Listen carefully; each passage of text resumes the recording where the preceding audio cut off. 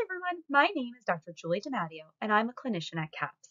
Today we are going to talk about test anxiety. Specifically, we are going to define what it is, discuss where test anxiety comes from, the impact of it, and how to manage test anxiety. Now, before we get started, I want you to focus for a moment on your own test anxiety. Take out a sheet of paper and on this sheet write down all your worries and fears that go through your mind leading up to an exam. Pause the video here for a moment to take some time to write down these responses. Hold on to your sheet as we're going to come back to it later on in the presentation. All right, let's begin by defining what test anxiety is. Test anxiety is the excessive worry about an evaluative situation that leads to hindering our performance. It's important to distinguish normal anxiety that happens before an exam from test anxiety. Test anxiety is a more severe version of the former. While it's common to have some anxiety going to exam, test anxiety is an excessive form of worry that leads to a compromise in our attention and focus, thus impacting our performance. When we're thinking about where test anxiety comes from, we want to make a distinction between two types of test anxiety. The first is when test anxiety is rational. Test anxiety can be justified in situations such as we haven't studied for an exam, maybe we're doing poorly in the class, we're not taking care of ourselves, maybe we've gotten poor sleep, or we haven't been eating well or exercising as we normally do, or we're experiencing some other stressor, like with our family, friends, or in another area of our life. Those conditions can all make it common for us to experience test anxiety. Test anxiety is irrational often, though. Test anxiety is irrational when you're doing well in the class, you've been fully prepared, and you understand and know the material. You've done well on previous exams in this class or on similar material before, and you've put in the same amount of effort you previously have in order to do well.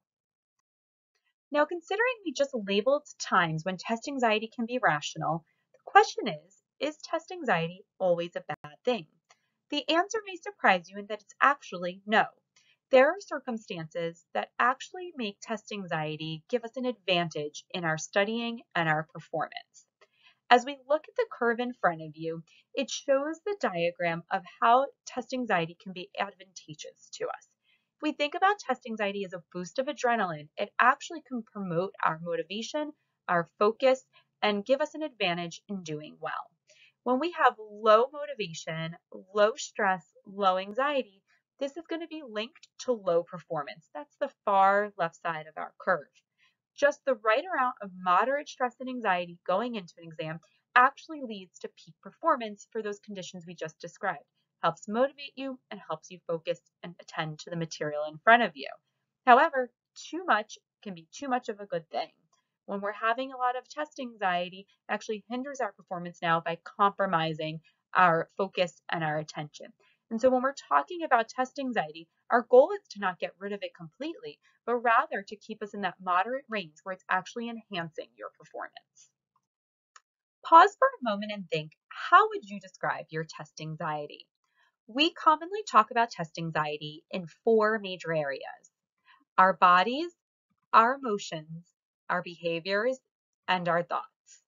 When we're talking about the physical reaction in our bodies to test anxiety, we often discuss things like racing heart, trembling, nausea, pounding sensation in our heart or our heads.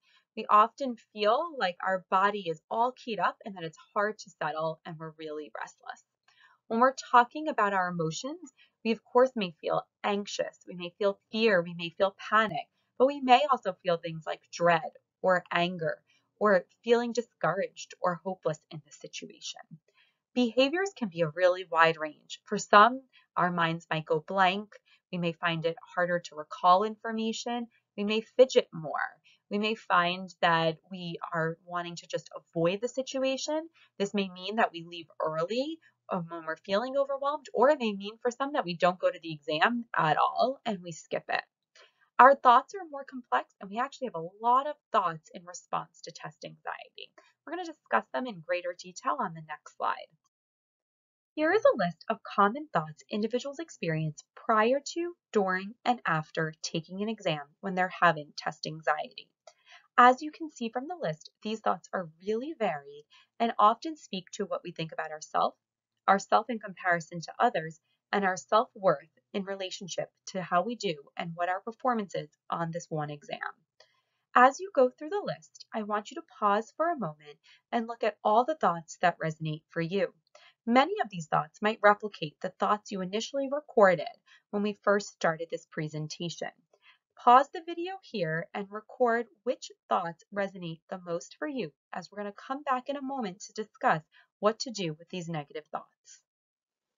Hi, I'm Caroline Black. I'm a mental health clinician with CAPS, and now we're going to talk a little bit about what to do about our test anxiety now that we know a little bit more about what it is.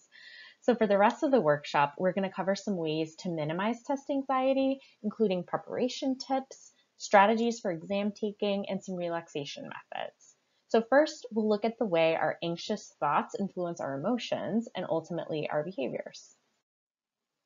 It's not so much what happens to us in life that influences the way that we feel, but it's the way that we explain to ourselves about what happens to us that influences how we feel.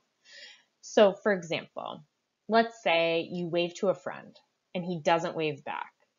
Think about how you would feel if your thought was, he must be mad at me, versus how you would feel if your thought was, he didn't see me, right? Those two thoughts would bring about some pretty different emotional responses. So now let's think about how this applies to test anxiety. So in the same way, the thoughts that we have about taking a test are going to influence how we feel and ultimately how we act. So therefore, what we want to do is to be able to change, sort of balance or neutralize our negative thinking so that those thoughts have less of a negative impact on our test performance. So the way that we can neutralize or balance out our anxious thoughts kind of are summed up by 3 steps.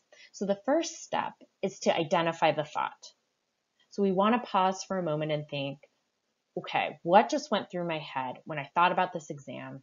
And what am I thinking now about how I'm going to do on this exam? The second step is to evaluate how accurate the thoughts are. So is this thought a fact or is it more of an opinion? What is the evidence that my thought is true? And what's the evidence that this thought might not be true? And then the third thing we're going to do is respond back to the thoughts with some reasons why your initial thought could be inaccurate, and then formulate a different, better, and more accurate way to think about the situation. What's an alternative hypothesis or another way to look at my situation? So that was a lot of information. So we're going to go ahead and try some examples to show you what we mean. All right, so our first example thought is, if I don't do well on this test, I will certainly flunk the class. So we've identified that thought. Now we're going to go on to step 2. Let's evaluate how accurate this thought is. Is there evidence that if I don't do well on this test that I will certainly flunk this class, right? Is this test really that instrumental to my grade in this class? So much so that I will certainly flunk the class? Is there any evidence that that isn't true, right? Are there other assignments that make up my grade? Are there other exams coming up that are going to make up my grade? Is there class participation, right? Are there other elements that are going to factor into whether or not I pass or fail this class, right? Oftentimes, when we start to examine how accurate these thoughts are, we might start to see that might not be completely true. So now I want to go on to step 3 and respond back to the thought. So for example, I could say, all right, actually, there are 2 more tests in this class. So even if I do poorly on this one, I can still pass the class. And besides, I am thoroughly prepared for this test and I'm going to likely do well on it, right? I spent some time studying. And even if I do poorly on this exam, there's some other opportunities to get my grade up in the class so that I don't fail. All right, so we're gonna practice with another thought. So this thought, let's say this comes up while I'm taking the exam. And I'm looking around and other people finishing, they're turning in their tests. And my thought that I identify is other people are doing much better than I am. No one else is having any trouble, and I'm alone. All right. So now I got to move on to step 2. Let me evaluate how accurate this thought is. Let me ask myself, do I know for a fact what these other people are thinking or what's going on with their exams? Do I know that if they're getting up to turn in their exam before me, that actually means that they did well? Right? I don't know that. I can't fact check that. Now, is there any evidence that my thought isn't true? Right? I can't really know. I don't know that they're doing better or worse than I am, right? Because I'm not grading their tests. So this thought might be more of an opinion than it is a fact. So now I'm going to move on to number 3. I'm going to respond back to the thought. And I might say, everyone works at their own pace. If others are finishing faster than me, it doesn't mean that I'm doing something wrong. In fact, it could mean that others have just given up. That's why they're turning them in early. And in any case, what other people do doesn't really influence how well I'll do, right? Just because even if they're turning in a perfect exam, that doesn't have anything to do with my own performance right here and right now. All right, so now we'll look at a third example thought. So let's say I notice that I have the thought, all right, because lots of people expect me to do well, I must do well on this exam. Okay, so now I'm gonna evaluate how accurate this thought is. Is there evidence that because lots of people expect me to do well, I must do well? Right? Like I really, again, I can't fact check that. There really isn't any evidence that their expectations are going to translate into my performance, right? That's not a cause and effect.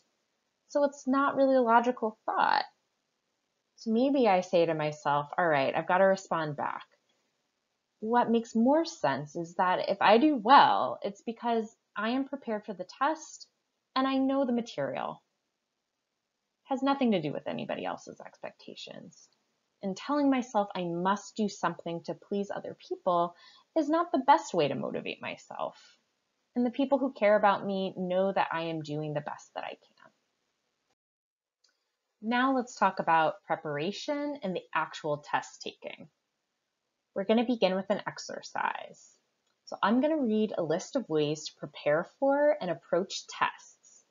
And as I read this, and as you look at the slide, note for yourself, maybe on a piece of paper in front of you, if you always do this, make a mark on the right side of the paper. And then if you never do this, make a mark on the left side of your paper. And if you sometimes do this, make a mark in the middle. All right, so as I read these approaches, again, note for yourself, do you always do this? Never do it, sometimes do it. So 1, know your learning style and capitalize on it. 2, take organized and thorough notes for the course. 3, continually review notes and class material. Don't wait until right before the test. 4, keep up with the reading. 5, make study guides. 6, go over material from previous tests. 7, join a study group. 8, find out in advance what types of questions are on the exam. 9, begin studying at least 5 days before the exam. 10, think about potential test questions and quiz yourself in preparation. 11, try to learn by understanding instead of memorization where possible. 12, study in the same room as you will be taking the test if possible. 13, avoid cramming for tests. 14, get a good night's sleep before the test. 15, have a light meal or snack before the test. 16, keep a positive attitude. 17, strive to do your best. 18, avoid classmates who are anxious about the test. 19, accept a little anxiety. 20, avoid using the last few minutes before the test to cram. 21, as close to the actual test as you can, spend 5 minutes writing down all your worries and concerns about the test. 22, ask for clarification if you don't understand the instructions. 23, Skim through the test so you know how to pace yourself. 24. Do the easy questions first to build your confidence. 25. Skip questions you're not sure of and come back to them later. 26. Use slow, deep breathing to calm yourself during the test. 27. If your mind wanders, gently bring it back to the task at hand. 28. Avoid comparing yourself to others in the class. 29. Reward yourself when the test is over. And 30. Maintain perspective. So, as we took this inventory, what did you learn about yourself? Notice, where do most of your checks fall? What do you want to change about the way you approach tests? And are there any strategies that you use that I didn't mention or that aren't on here? So now that we've looked at some test-taking strategies, let's also consider some ways that you can relax and let go of some of your stress. So maybe take a minute just to think about, what do you do currently? What's been working for you? Is there a way to just set aside some time a little bit before and a little bit after the exam to do those things that are already working? Often when we discuss ways to relax, students mention engaging in self-care through exercise, spending time with positive people in their life, doing yoga, meditating, and all of these examples help to relax our body and feel calmer going into an exam. And so it's good to be thinking about what could be part of a routine that you start to weave into your life. And to end this workshop, we're going to read through a guided imagery relaxation exercise that's planned to help you relax and cultivate a positive attitude toward test taking. So if you enjoy this and you find it helpful, then maybe this could be something that you can return to help you relax and be a practice that you engage in, not just right before exams, but maybe once a week, right? Like, just becomes part of your routine. So I'm going to mute my video and just invite you to listen, relax into whatever posture you're sitting in, and just take a moment to take a breath if that feels good, and just let yourself become a little more centered and focused on what we're going to be exploring in this imagery.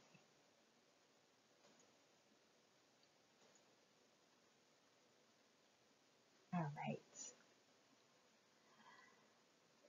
So notice, right, is your posture neutral? Can you let your neck and your shoulders take on a relaxed, neutral pose?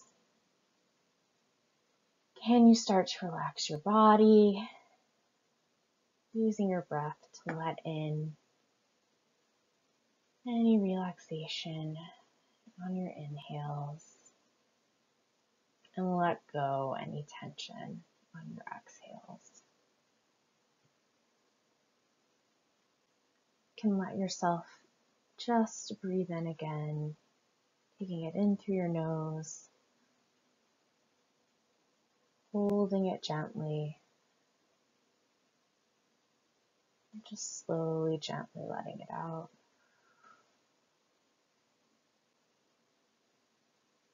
We'll take a few more breaths together, just breathing in through the nose, giving ourselves a pause,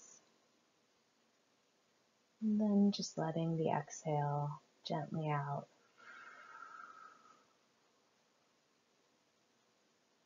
Once more, breathing in through the nose, holding, and then exhaling.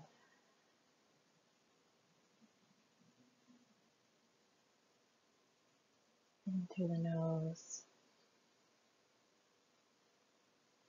holding,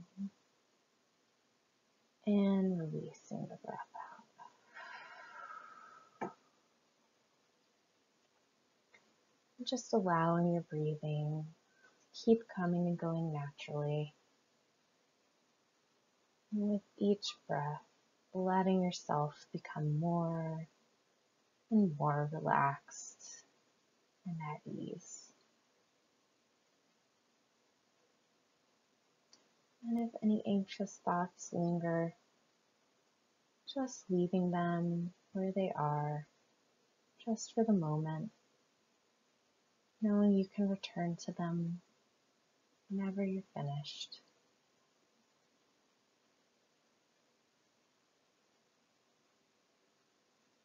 And now I invite you to pick a spot in the room for your eyes to comfortably focus on. And just holding the focus briefly, and then letting that focus go soft. Letting your eyes close anytime you like, or staying open, whatever feels best.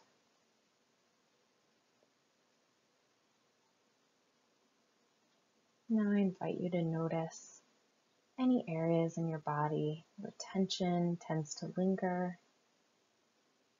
Maybe your shoulders, or your jaw, the neck, the back, your chest, stomach,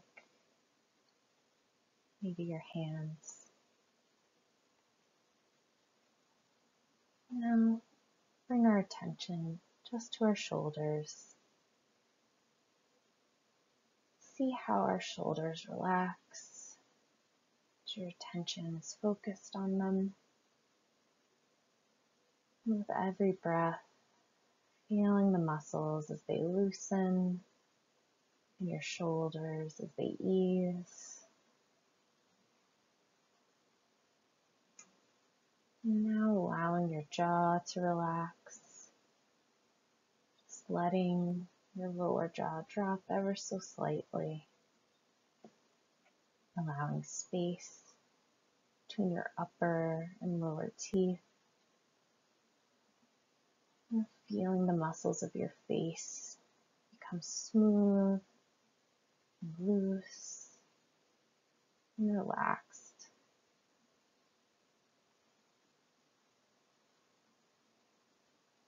And now turning your attention to your neck. Just see where the tension can go as you relax the muscles of your neck, and letting the relaxation flow down the length of your spine. Just releasing all the muscles along the way.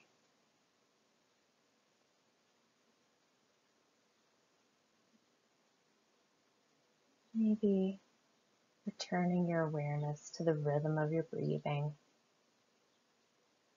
letting the tension in your chest dissipate each breath, feeling your stomach muscles release, and letting the calm settle.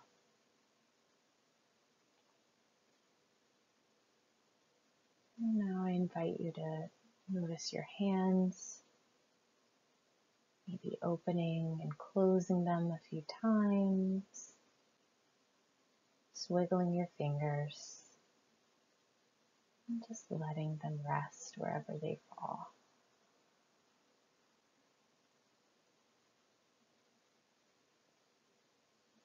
Now I invite you to scan your body for any other areas that might be tense. For each area, just imagine directing your breath, breathing in relaxation, breathing out tension and tightness,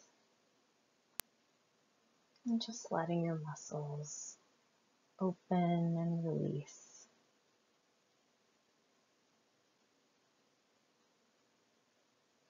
Just noticing if your body feels heavy, if it feels grounded and centered.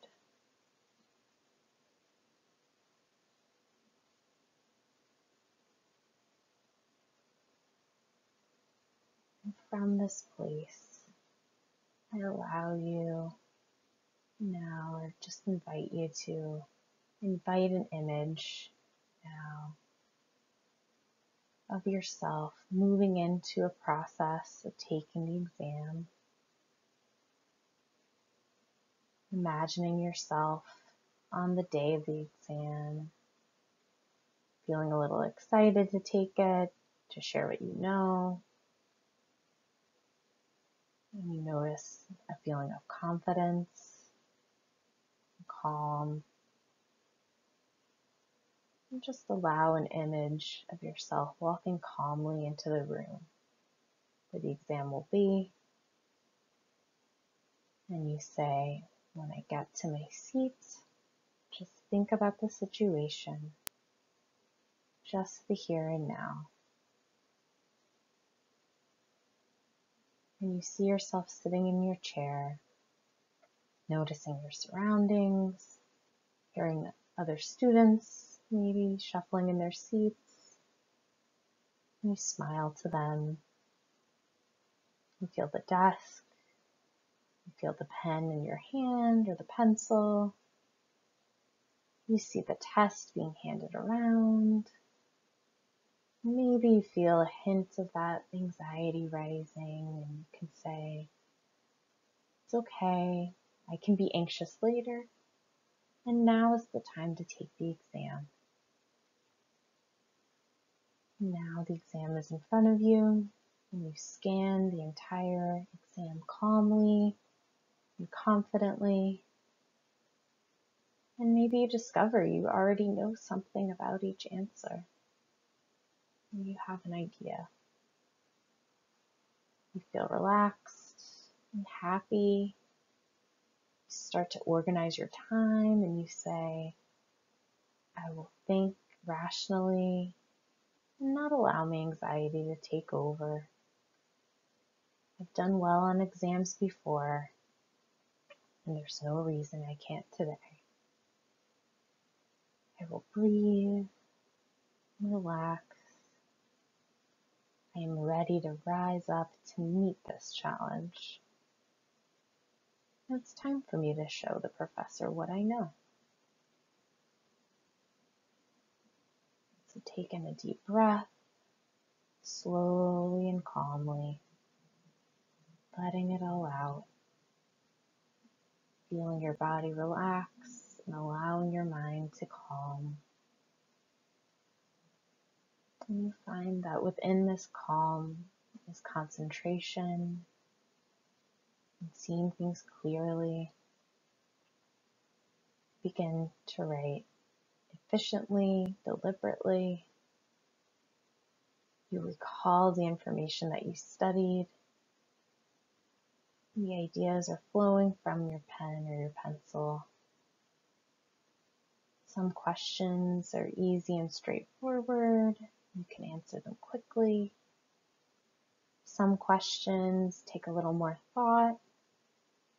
And you expect this. And you're prepared. And you find the ways to show what you know. You're now finished and you close the exam. You calmly put away all your writing tools. And finally, you're handing in the test with a big smile on your face. And the proctor smiles back. And you can savor this feeling. You imagine that you did okay on the exam. You feel proud of yourself for your accomplishment of working through the exam calmly and confidently. You say to yourself, it worked. I got through it without blinking out. I did feel stress and even a little anxiety, and I managed it. Good for me. And I invite you to imagine getting the exam results, feeling confident and excited, and seeing the results of getting an excellent grade, exactly what you were hoping for, And this feeling of success and accomplishment is so wonderful. You want to take another exam just to experience it all again. Let yourself enjoy that feeling of success.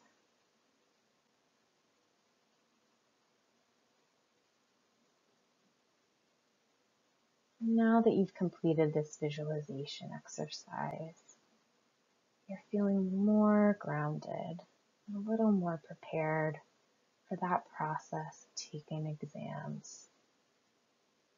You may even find that completing this guided imagery exercise helps you feel motivated, maybe helps you feel calm, confident, and in control.